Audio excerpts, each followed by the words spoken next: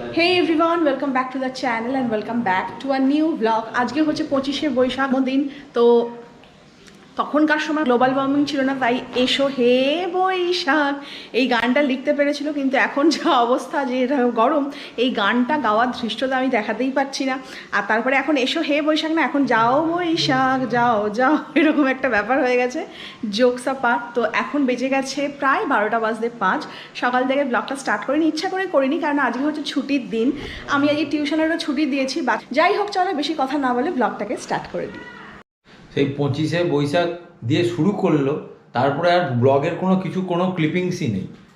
কি হয়েছিল তোমার? আমার দিকেই করে আছে, তোমাকে দেখাচ্ছি না। আমার মনে হচ্ছে না এই চ্যানেলটা আর বেশি দিন থাকবে। এবার যা শুরু করেছে, ও চ্যানেলটাকে ডিলিট করে দিতে, আজকে বলছে চ্যানেলটাকেই ডিলিট করে দাও। এইসব বলছো? হ্যাঁ, এইসব বলছি কেন? যেটা বলেছো সেটাই বলছি। কত বড় সাহস! আমাকে বলছে আজকে ডিলিট করে দাও চ্যানেলটাকে, আর ব্লগ করবো না। আবার উল্টাসিধা কথা বলছি। ঠিকই বলছি। আজকে আমি সকালবেলা একটা উদ্যম নিয়ে ব্লগটাকে শুরু করেছিলাম। আজকে প্ল্যান প্রোগ্রাম সমস্ত রকম ছিল। আমাদের ঠিক ছিল যে আমরা দুপুরবেলা লাঞ্চ টাঞ্চ করে, আচ্ছা তুমি ধরো, লাঞ্চ টাঞ্চ করে উঠে আমরা একটু রেস্ট নেবো, দিয়ে ঠিক 4টে নাগাদ একটু গাড়িটা নিয়ে বেরোবো, আর বাইরে কোথাও যাবো, একটু ঘুরবো। শনিবার রোববারটাও তো আমরা কোথাও যেতে পারিনি, তো একটু বাইরের ফ্রেশ হাওয়া নেবো, একটু শর্টস রিলস বানাবো, দিয়ে আবার চলে আসবো, একটু টুকটাক খাওয়া দাওয়া করে চলে আসবো। কিন্তু তারপরে আমার যে সেই যে মাথার যন্ত্রণা শুরু করলো, তারপরে কিছুতেই আর শরীর ভালো লাগছে না। তো আমি পুরোপুরি সারা দিনটা একদম রেস্ট। আজকে এমনিতেও ছুটি দিয়েছিলাম, পড়ানোর ছুটি, বাট ভাগ্যিস দিয়েছিলাম, হয়তো পড়ানো থাকলেও পড়াতে পারতাম না, প্রচণ্ড শরীর খারাপ। তো আমি একটু সময় নিয়েছিলাম নিজের জন্য। তো মিটাই নিতেই পারি। কুনাল বলছে হ্যাঁ সকালবেলা শুরু করলে তারপরে ব্লগটা করলে না, কালকে আবার ফাঁকা যাবে, এইসব বলছে। তো আমি এখন বললাম যে আমার শরীরটা সুস্থ আছে, একটুখানি ক্যামেরাটা অন করো, তো আমি কিছু বলি। তো ওই জন্য এখন ক্যামেরাটা অন করেছে। সেটা হচ্ছে আমার মাঝে মাঝে খুব হাসিও পায়। সেটা হচ্ছে যে এই যে আমি ভিডিওগুলো ছাড়ি, বহু লোকে তো বহু কমেন্ট করে, না না আমি কারোর নামে কোনো কমপ্লেন করছি না, কেন কেউ হেড কমেন্টস করেছে, কি হয়েছে না হয়েছে, আমি এসব কিছু বলছি না। একটা কমেন্ট আমি পড়ছিলাম, পড়ার পর আমার মনে হলো যে আমি যে প্ল্যাটফর্মটা রয়েছি বা আমি যেখানে রয়েছি, আমার মনের কথাটা তোমাদের সাথে শেয়ার করতে পারি। হয়তো কেউ আমার সাথে একমত হবে, কেউ দ্বিমত হবে, কিন্তু আমি বলবোই। সেটা হচ্ছে আমি কমেডি ভিডিও করি, আমি আর কুনাল দুজনেই কমেডি ভিডিও করি। তো এরকম একটা কমেডি ভিডিওর একটা কমেন্ট আমি পেয়েছি, যে কোনো একজন ভদ্রলোক, আমি নাম করবো না সেই ভদ্রলোক। তো সে লিখেছে যে বউ চাটা পাঁঠা ছেলেদের। হাসির কি হলো? আমি পড়ে খুব হাসছিলাম। বউ চাটা পাঁঠা ছেলেদের এরকম দশাই হয়ে থাকে।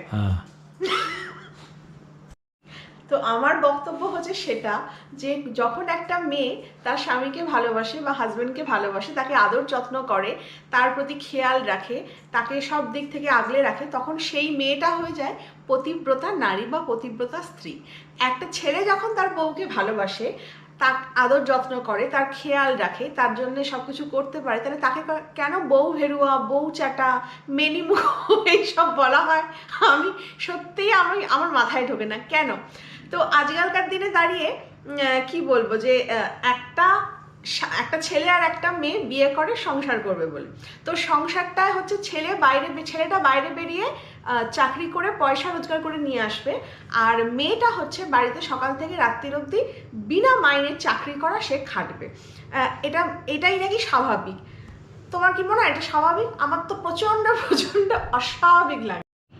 আমাকে সেদিনকে আমার সাথে একজন কাজ করে, সে আমাকে বলছে তুই অত সকালে উঠে মর্নিং পাঠাস, তুই কি করিস? হ্যাঁ, আমি বলি আমি সকালে উঠে কি করব?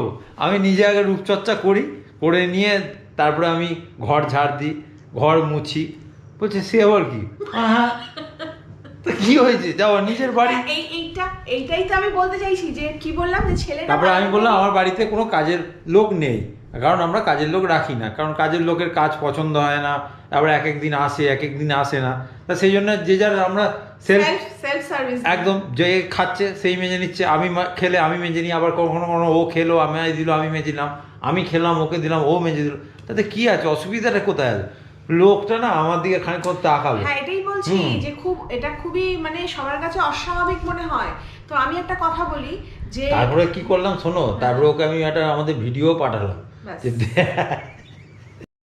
তো সেটা হচ্ছে যে অস্বাভাবিক কেন বলছি, যে সংসারটা যে যখন দুজনে মিলে করে তো সংসারটা দুজনের।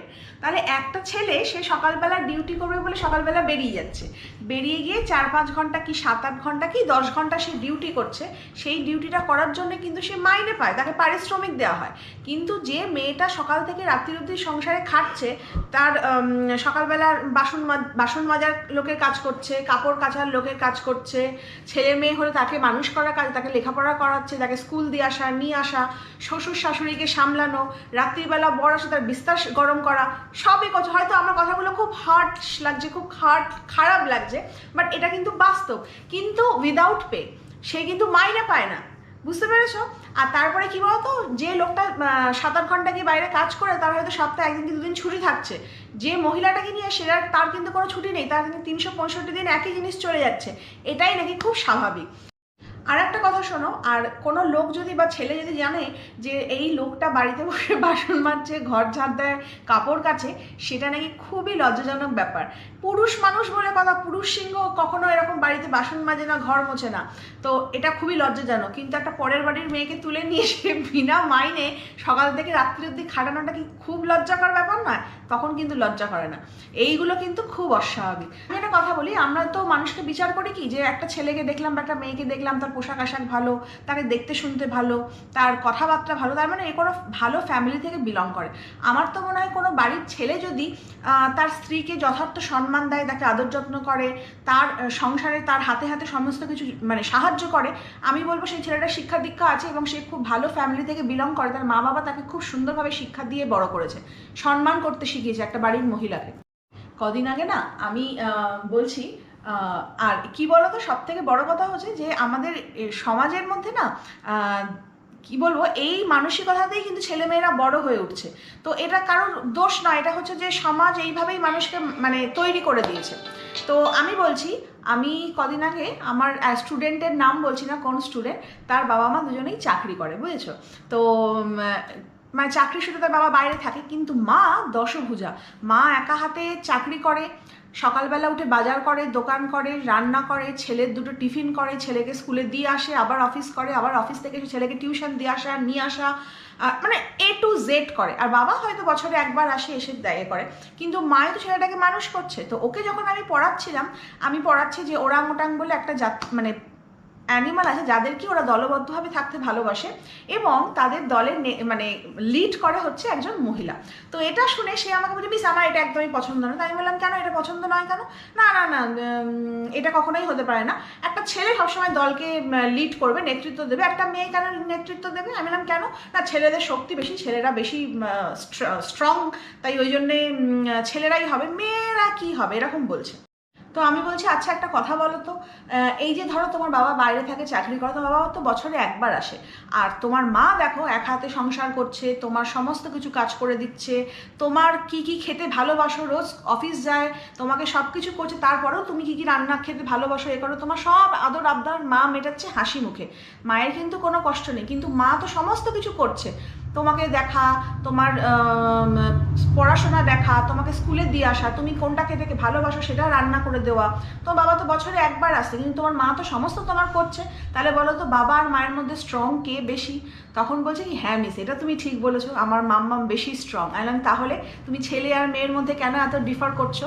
তো জানবে মেয়ের কিন্তু মানে শক্তি বেশি। তোমার বাবা হলে কি এটা করতে পারতো? এত কিছু তোমাকে চাকরি করে করে তোমার সমস্ত কিছু করতে পারতো? বলছে না না না না, করতে পারতো না, মাম্মাম তাহলে বেশি স্ট্রং। আলাম, তাহলে তাহলে আমাদের দায়িত্ব হচ্ছে আমাদের ছেলে মেয়েদের মধ্যে না সেই জিনিসটাকে ঢুকিয়ে দেওয়া যে এখানে ছেলে বা মেয়ের বৈষম্য কিছুই নেই, একে অপরের পরিপূরক। মা না থাকলে বাবা অসুবিধা, বাবা না থাকলে মায়ের অসুবিধা, মানে নারী পুরুষ দুটাই হচ্ছে সমান সমান। এখানে মেনিমুখ বা এরকম কথাবার্তা আমার মনে হয় খুব মানে নিচু মানসিকতার পরিচয়। হয়তো এই কথাগুলো শুনে আমার ওপর খুব রাগ হচ্ছে, আর কিছু কিছু আছে মানুষ ছেলেরা, তারা তো মানে কি বলবো, মানে ক্যামেরার ওপার থেকে আমার যখন ভিডিওটা দেখবে না, আমাকে হেভি গালাগাল দিচ্ছে, গালাগাল আবার খিস্তি দিচ্ছে, যে খুব মানে কি বলবো, মানে কি বলে ওটাকে, আমিও দিচ্ছি তো, ফেমিনিস্ট। আমি বলছি যে ছেলেদের থেকে না এই কথাগুলো দেখছি মেয়েরাই বেশি বলে। আমি না লক্ষ্য করছি, দেখো আমার ওপর রাগ হচ্ছে, ঠিক আছে, অনেকেই হয়তো আমার সাথে, মেয়েরাই মেয়ের শত্রু হয়, অনেকেই হয়তো আমার সাথে বললাম না সহমত হবে, কেউ কেউ হবে না, কেউ কেউ আমাকে খুব আজে বাজে কথা বলছে, বাট আমি বলবো, আমি এই কথাগুলো বলবো বলেই আর ঠিক করেছিলাম, তাই বলে দিলাম। সেই 4টে থেকে ঝগড়া শুরু করেছে। ব্যাস। তুই যে কি অত্যাচার করিস আমাকে, হ্যাঁ। ওইখানকার ক্যামেরার ওপার থেকে তোকে দেখো। গালাগাল দিচ্ছে, তোকে ইচ্ছা করছে কি বলতো জানিস না কি হারে জ্বালিয়েছিস আমাকে, 4 ঘন্টা আমার অত্যাচার করেছে। ও তো 365 দিনে অত্যাচার করে, আর আমি ওকে 4 ঘন্টা মেন্টালি টর্চার। আচ্ছা যাকে আমি বাসন মাজি, আমি ঘর মুছি, তা কি হয়েছে, তাতে অসুবিধাটা কোথায়? কিছু অসুবিধা হ্যাঁ। হয়নি তো, এতে লজ্জারও কিছু নেই। তোমার থেকে কিন্তু বেশি ভালো করে বাসন মাজি, আমারটা চকচক করে, বুঝেছো? এটা কোনো কথা? হুম। সংসার মানে দেখো, আমরা সাহেবি পোশাক পরি, আমরা ইংলিশে কথা বলি, আমরা কিন্তু মানে কি বলবো, মাকে মাম্মি বলি আর পাপাকে ড্যাডি বলি, বাবাকে ড্যাডি বলি, কিন্তু যখনই আসে কালচারের কথা তখনই কিন্তু আমরা সেই আবার 70 দশকে আবার ফিরে যাই। তো আমার মনে হয় জঙ্গলে আমরা ছিলাম, ওটাই ভালো ছিল। ওখানে কিন্তু নারী পুরুষের তারতম্যও ছিল না, পোশাক আশাক নিয়েও কোনো কথা বলতো না, তাই না? কি সকালে আমি হাফটা করব কাজ, আর তুই তারপর থেকে করবি। আমি ওরাং ওটা, তুই ওরাং ওটা অ্যাসিস্ট্যান্ট। অ্যাকচুয়ালি ব্যাপারটা আমার কি মনে হয় জানো তো, তখন ছিল সীতা, অগ্নি পরীক্ষা দিয়েছিল, আর এখন হয়ে গেছে শাকিরা। কিন্তু অগ্নি পরীক্ষাটা মেয়েদেরকে দিতেই হচ্ছে সারা জীবন। এই যে বললো আমাকে এতক্ষণ টর্চার করছে, আমি কোনো টর্চারই করি। এটা করছিলিস কি? হ্যাঁ, ফালতু কথা বলো না। ঝগড়া এক হাতে হয় না, ওর সাথে আমার দুজনেরই ঝগড়া হচ্ছিল। তো ও এমনি এমনি ঝগড়া করছে না, আমি এমনি এমনি ঝগড়া করছি। দু হাতে তালি, মানে এক হাতে তালি বাজে। তুমি কি করছিলে আমি যখন ঝগড়া করছিলাম? না, এটা বলো যে আমি যখন ঝগড়া করছিলাম তুমি কি করছিলে? ওই যে ওই লোকটা লিখেছে, ঠিকই লিখেছে। কি লিখেছে? ওই চাটি, আমি ওই জন্যই আমার এই অবস্থা। তো তুমি থানায় গিয়ে বলো যে আমার বউ লোকটাকে আমাকে- অসংখ্য ধন্যবাদ এইসব বলার জন্য। সত্যি আর চাটবো না। আর ওই জন্য আমাকে এই দেখো মারছে আমাকে। আর এই তো তুমি একটু আগে বল, বাবা আমার না পেটে কি কষ্ট হচ্ছে, পেট ফুলে গেছে, আমি আর খাবো এখন না। না দেখলাম এখন দেখলাম মাংস আসছে, খিদে পেয়ে গেছে। এবার মা রাত্রিবেলা রুটি করেছে, প্রচন্ড গরম। রুটি করেনি, ভাত করেছে, আমি ভুলভাল বকছি। তো ভাত করেছে, মা ভাত দিয়ে গেছে। আমি বলছিলাম যে আমি আর খাবো না, ও বললো ও খাবে না। তারপরে যেই দেখে চিকেন হয়ে বলছে কি যে তাহলে শুনছো আমার এখন আবার খিদে পাচ্ছে, আমি খেয়ে নেবো। সত্যি রবি দেখো চলে এসছে আগে। ছুরিগুলো সব ধার চলে গেছে, এই তুমি এই করেছো। আমি নিচে সব বলে, আমি সব। এক কাজ কর, আমাকে ফাঁসির অর্ডার দিয়ে দে, কাউকে পাস না তো। তুমি দেখো এই ছুরিটা আমি ভালো কিনে এনেছিলাম, হুম। ছুরিটা ধার নেই। আমি কাটি যখন সব কেটে যায়, আর তুই কাটছিস যখন তো কাটছিস। তোমার গলাটা ট্রাই করে দেখতে হবে যে কাটা যাচ্ছে কি যাচ্ছে। বল না, আবার দেখবি কে কমেন্ট দেবে, আবার বুঝবি। মেনি কি বলেছে? তোর মাথাটা একটু আগে কেটেই দিয়েছিলাম, দেখ। কি বউচাটা পাঠা।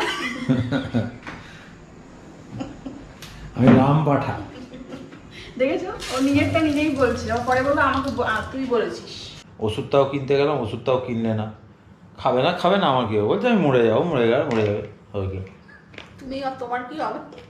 আমার আমি কি হবে? মরে গেলে আবার আমি আবার একটা বিয়ে করে নেবো, কি হবে? মাথায় মেরে এ করে দেবো। আমি যদি মরে যাই ভূত এই বাড়িতেই মান্ডাবো, আর দেখবো যে তুই কি আমি এখানে থাকবো নাকি, আমি আমার দেশে চলে যাবো। তোর দেশ কোথায় রে? সাউথ আফ্রিকা, জানিস তো? ওখানে একটা ক্যাফে খুলবো। ব্যাস, ক্যাফেতে ওখানে কি থাকবো। করবি? তো কফিও বানাতে জানিস না? আমি কেন আমার তো বানাবো? রস্ত। আমি বানাবো কেন? ও, লোককে দিয়ে বানাবো। অনেক বছর কাজ করেছি চাকরের মতো, আর না এবারে ও। সবাইকে কাজ করাবো। আচ্ছা, তাই তোমরা বুঝতে পারছো আমাকে সবসময় বলে তুমি ঝগড়া করো। ওই যে কেন ঝগড়া করি, তোমরা অনেক কিছু প্রমাণ তোমরা পাও। সারাদিন আমার মাথা ছিটে চাটনি করে দেয়, আলফাল কথা বলে।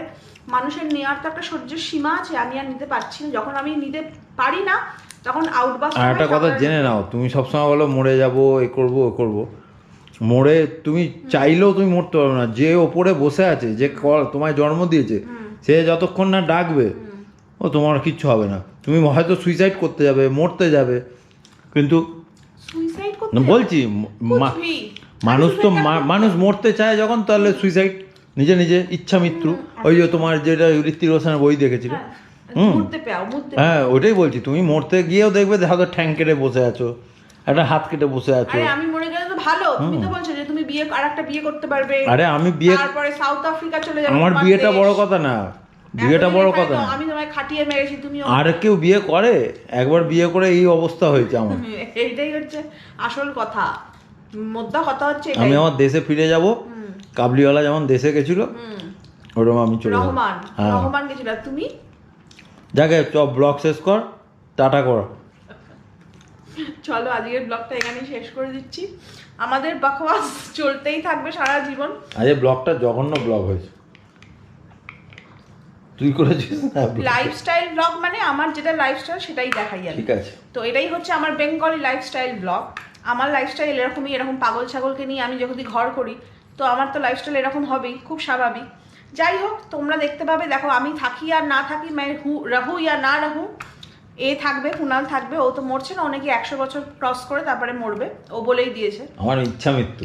ও ইচ্ছা, যখন ও মনে করবে যে আমি এখন মরতে চাই, তখনই নাকি ওর মৃত্যু আসবে। হ্যাঁ হ্যাঁ, ছেড়ে দাও। তো যাই হোক, হ্যাঁ, তো রহমান আবার যাবে দেশে, ওখানে গিয়ে সাউথ আফ্রিকা গিয়ে ক্যাফে খুলবে, তোমরা দেখতে পাবে। আমার যতদিন আছে আয়ু আমি থাকবো। তো এখানেই আমার আজকের দিনের মতন আয়ু এখানেই শেষ। ভালো লাগলো অবশ্যই লাইক, শেয়ার, কমেন্ট, সাবস্ক্রাইব করো। যারা আমার সাথে যে কথাগুলো তোমাদের সাথে শেয়ার করলাম, যদি একমত হও তাহলে প্লিজ কমেন্ট করে জানিও, বুঝতে পারবো যে হ্যাঁ, মেয়েরাও এখন এগোচ্ছে, আমার সাথে একমত হচ্ছে। আর না হলে বুঝে নেবো যে কেউ আমার সাথে একমত নয়, কোনো অসুবিধা একা, পৃথিবী একা থাকবে, একমত না তো। অসুবিধা কিছু নেই। আমি যেটা মনে করি, যেটা বিশ্বাস করি, আমি সেই জায়গায় স্টিক থাকি। আমি যদি মনে করি যেটা আমি ঠিক, তাহলে আমি সেই জায়গায় স্টিক থাকি। সে লোকে ভুল বলুক আর নাই বলুক, মানে আমাকে খারাপ বলুক ভালো বলুক, ডাজেন্ট ম্যাটার। তো ভালো লাগলো অবশ্যই লাইক, শেয়ার, কমেন্ট, সাবস্ক্রাইব করো। ততক্ষণের জন্য love you and good night.